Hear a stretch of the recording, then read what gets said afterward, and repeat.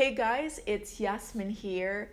Following the videos that I made late last year on my health journey and the Autoimmune Paleo Diet, a few of you have reached out to me on Instagram and YouTube asking me to elaborate further, especially when it comes to food substitutes that will help us survive or even thrive while on the AIP. Now, if you're new to the Savoring Greens channel, aside from subscribing, I would recommend that you watch my AIP intro videos first, which I will link above and down below, because in this specific video, I will no longer talk about the basics of the AIP. So instead, I'd like to focus on addressing food substitutes, food and drinks allowed on the AIP that we can replace the ones on the prohibited list with.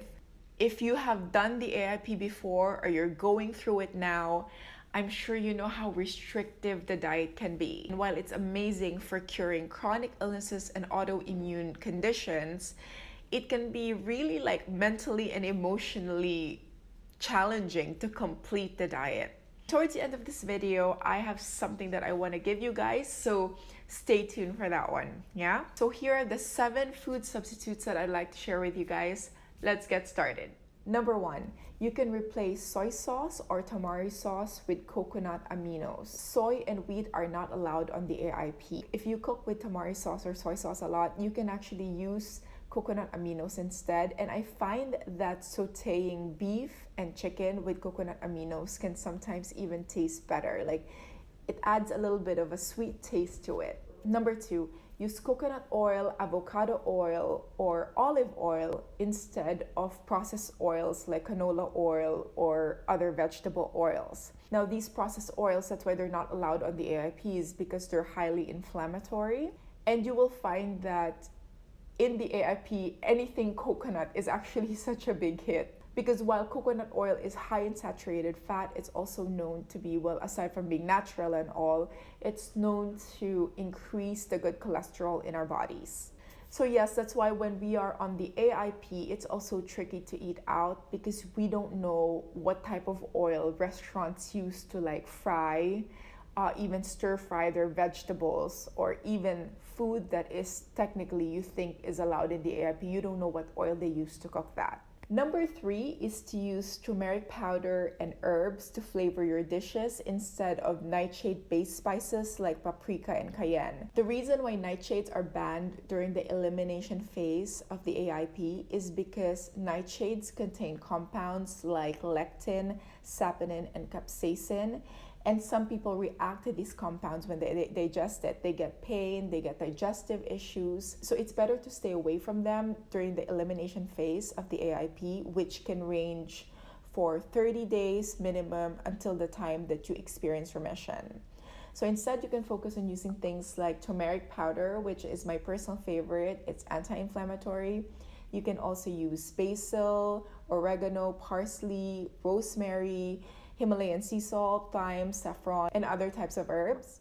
Number 4 is to drink coconut matcha latte instead of coffee.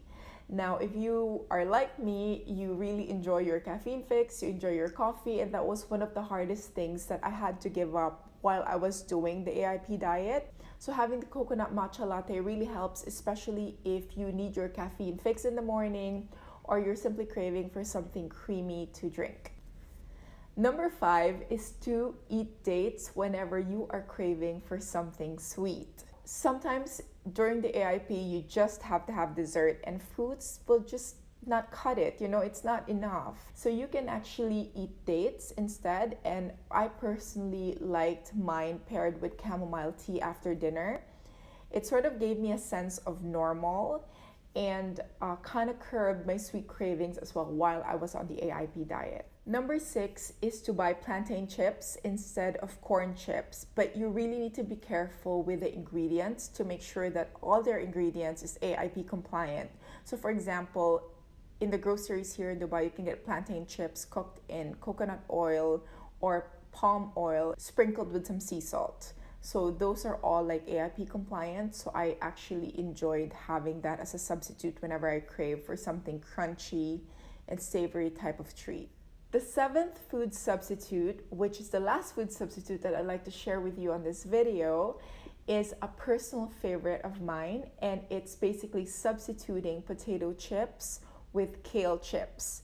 Now, I'm serious, guys. If you're going to try anything that I am suggesting to you, like out of the 7 food substitutes, this is the one to try.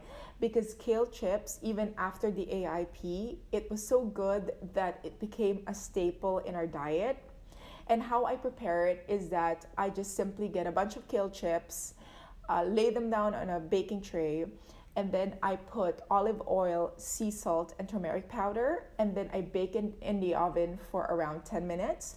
And then afterwards, it's this really like crunchy and delicious treat, and it's so healthy as well. So I strongly recommend that you try it.